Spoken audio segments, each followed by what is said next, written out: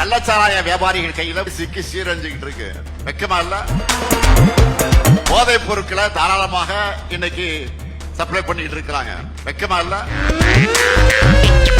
சட்டம் ஒழுங்கு சந்தி சிரிக்குது. வெக்கமா இல்ல?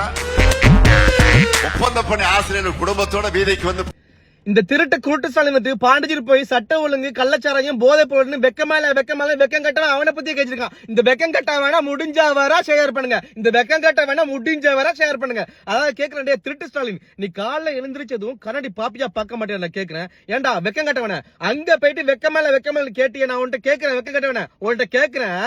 தமிழ்நாட்டுல கள்ளக்குறிச்சியில 68க்கும் மேற்பட்ட பேர் வந்து குடிச்சு சாராயம் குடிச்சு செத்தாங்களே, அதை தடுக்க என்னடா செஞ்சீங்க? என்னடா என்னத்தா புடுங்க பேச? நான் கேக்குறேன். அதை தாண்டி போதை பொருளை பத்தி கதைக்கிறிய வெக்கம் கட்டவன, போதை பொருளை பத்தி கதைக்கிறிய.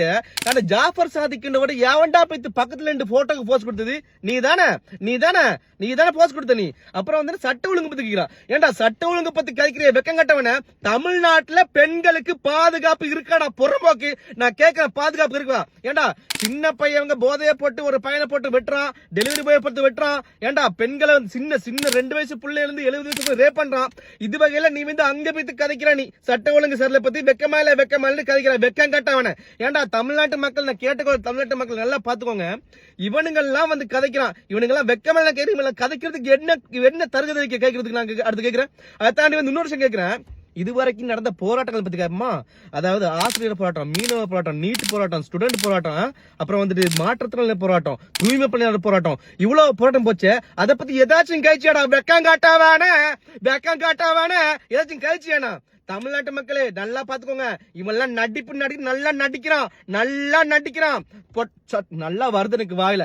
இவன்ல வந்து முடிஞ்ச வர நல்லா முதுகுல ஓட்ட குத்தி வீட்டுக்கு அனுப்புங்க.